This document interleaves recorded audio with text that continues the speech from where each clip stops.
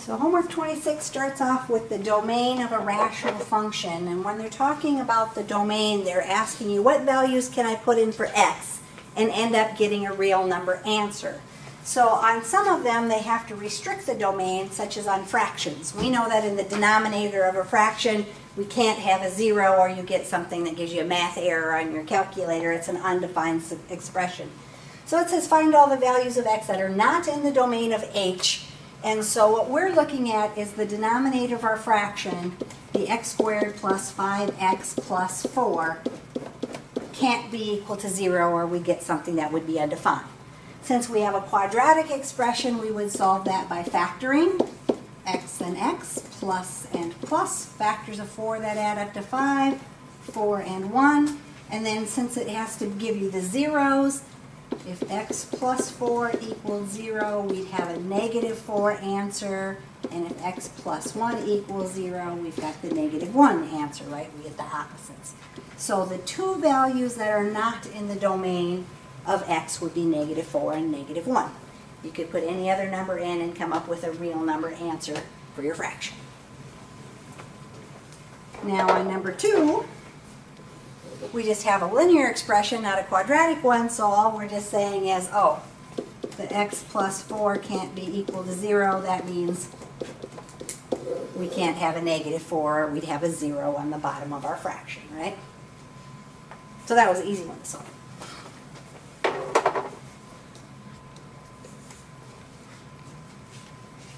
So on number 3 here, we have x squared minus 1 wouldn't be able to equal 0, so if you factor that out, that factors into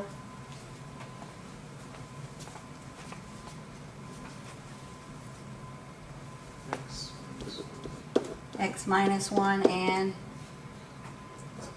x plus 1. So that means that 1 and negative 1 would be the values that are restricted from your domain.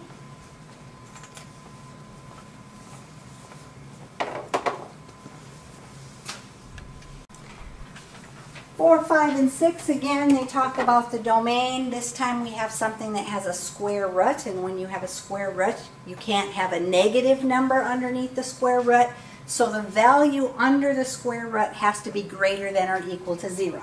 So I'm just going to say the negative 6x plus 24 has to be greater than or equal to 0, and then I'm going to solve that. So I probably subtract my 24.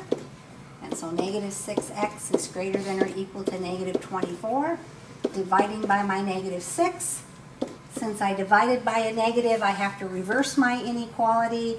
Negative 24 divided by negative 6 is a positive 4.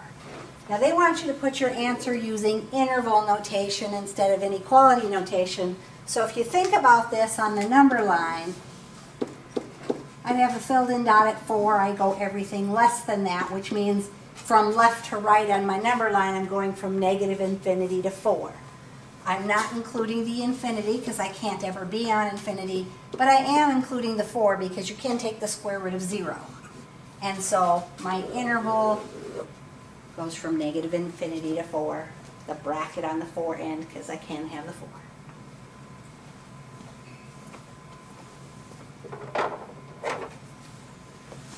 So number 5 on the top of the next page, same thing, I'm finding the domain of my square root function.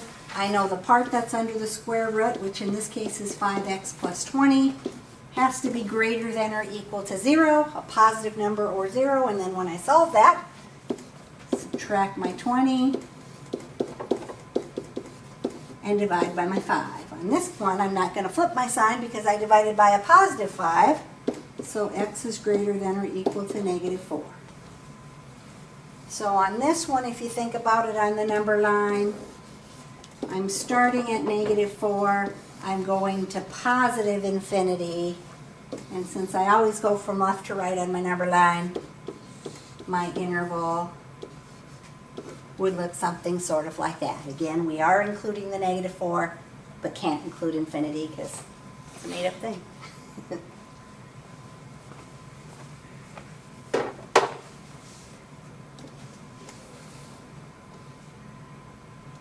So on number 6, if I'm going to find the domain of my function, what am I going to do?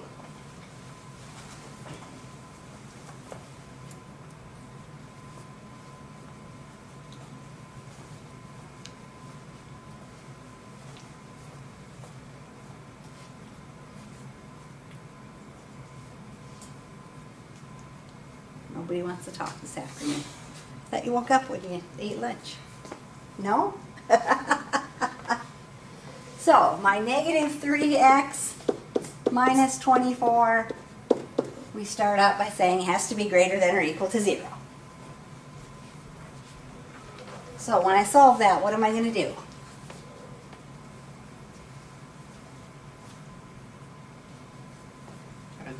Add my 24. And 5 by negative 3. My answer is then going to be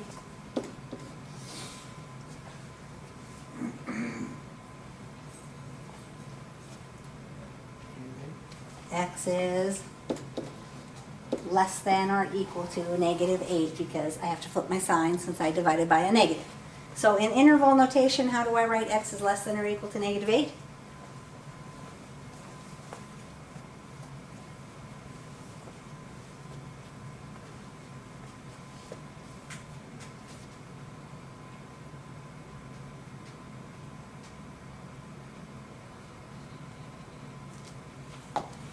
X is negative infinity,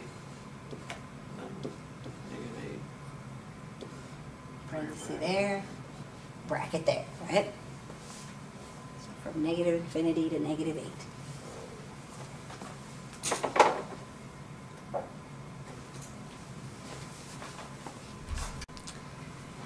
7, 8, and 9 are trying to get you to understand functional notation that normally we have something like this. F of x equals y. The number inside the parenthesis is the x value. The number after the equal is the y value.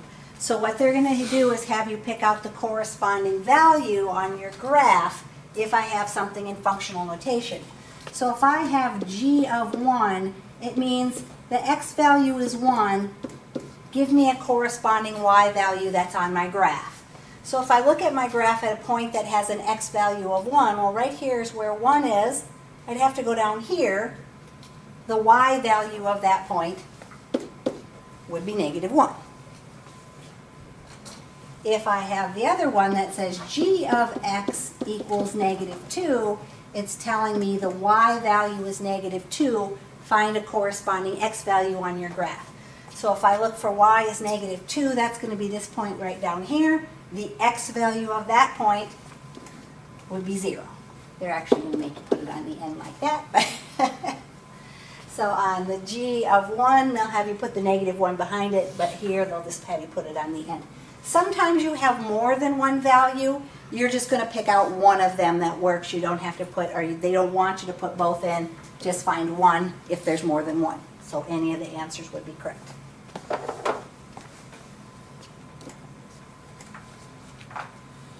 So on number 8, if I have f of x equals 4, that means I want to find a point that has a y value of 4. And I want a corresponding x value to go with that. 3. I could use this point right here. Whoops, wait a minute. Yeah, that point right there. 3, 4 would be the value. So I'll just put it there on the end. And then they want me to do f of 2. So they want you to find a point that has an x value of 2. My corresponding y value would be 1, because I'd be at this point right here, which is 2, 1.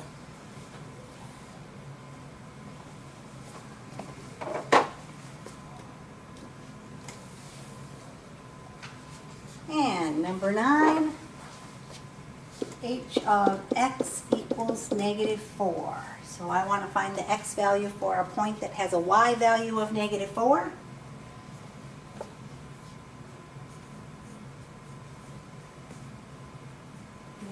One. This point right here would be at 1, negative 4. And f of 0. I want to have a point that has an x value of 0. Negative 2. That point right there is at 0, negative 2. So in functional notation, if it's in the parentheses, it's the x value. If it's after the equal sign, it's your y value.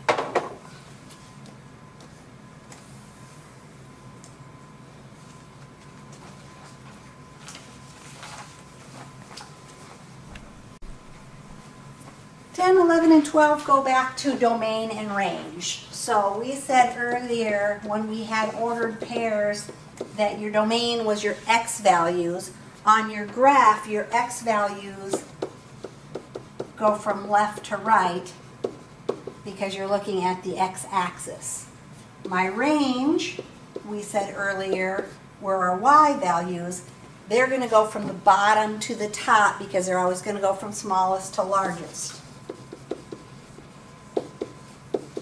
So they're having you look at the graph and say, where do I have values for my domain?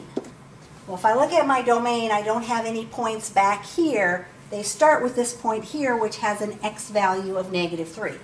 My line is continuous till it gets to here.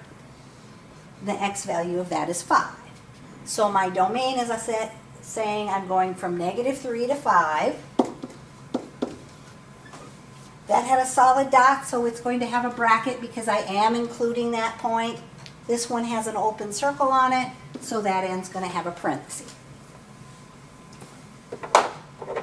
When I do my range, again, I'm thinking about the bottom to the top of my graph. This is the bottom point. The y value of that point is at -5. This one up here is my top point. The y value of that is 4. That one had the filled in circle, so it's going to be a bracket. That one has the open circle, so it's going to have a parenthesis.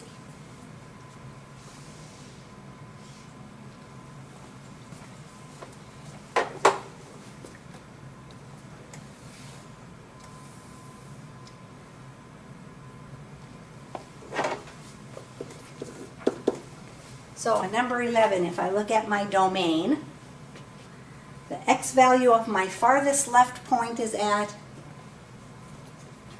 -2. The x value of my farthest to the right point is at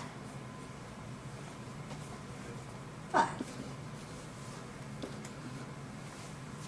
The -2 has an open circle, so we use the parenthesis. The 5 filled in dot, we are touching at that point, we use the bracket.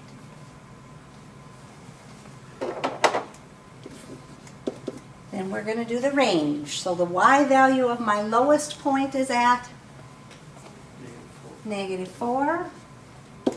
And the y value of my top point is at 2. Again, on here, this time the -4 has the filled in dot. We are touching it, so it has a bracket. The 2 has the open circle, so it has a parenthesis.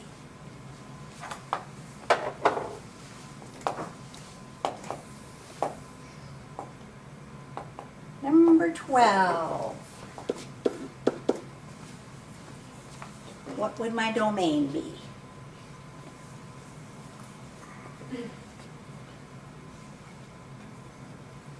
-2.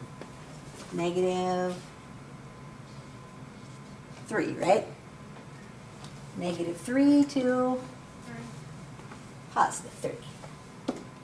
And my end marks have a bracket on that end and a parenthesis on that end, right? Now my range, that's the trickier one on this one. My range.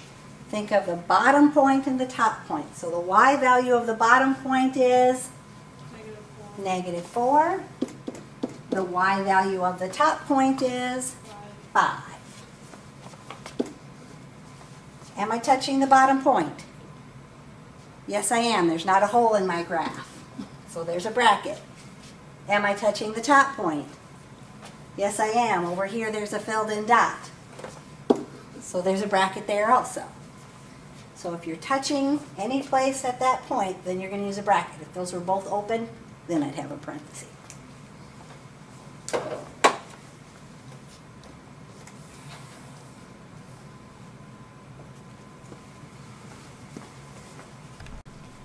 And then they do the domain and range of a graph of a piecewise function. A piecewise function just means it has separate parts to it. Again, if I look at my domain, I have two separate parts of my domain. This graph goes from 1 to 2. This one goes from 3 to 5. So I'm going to have from 1 to 2 as the domain of the first part.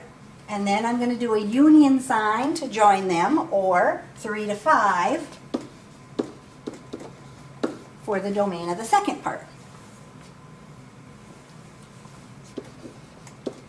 When I do my range, this one's going from -5 to -3, and this one's going from -4 to -2. They overlap each other, so instead of doing two separate sections, we're just going to put them together in one section. The graph is going to go from -5 to -2 then, because I include all the values in between. Like a comma. The -5 is going to have a parenthesis, the -2 going to have a bracket. So if they are overlapping each other, then you're going to combine them together in one thing instead of two separate ones.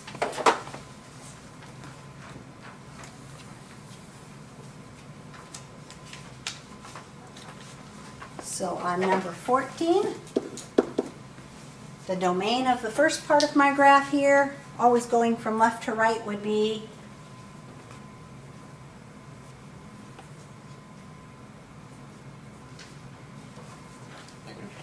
-2 to -1, bracket and a parenthesis. And then the domain of the second part of my graph would be going from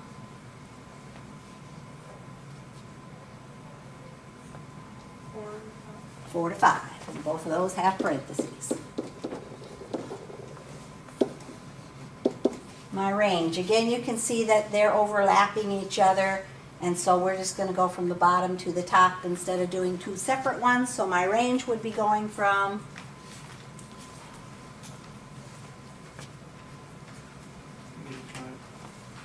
-5 to 3, right? Parentheses on both of those, since both ends have open circles.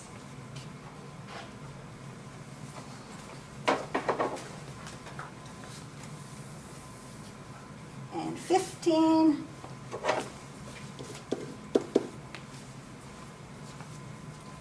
the domain of that would be -1 to 1, brackets on both of those, and then our other part would go from 2 to 5. Parenthesis and then a bracket. My range would be going from -4 to 4. Again, that one's going to have a bracket, and the 4 is going to have a parenthesis, because these numbers are included in that list if I would write all my numbers from my list. All right, so that's the next 5 things. We went through those pretty quick.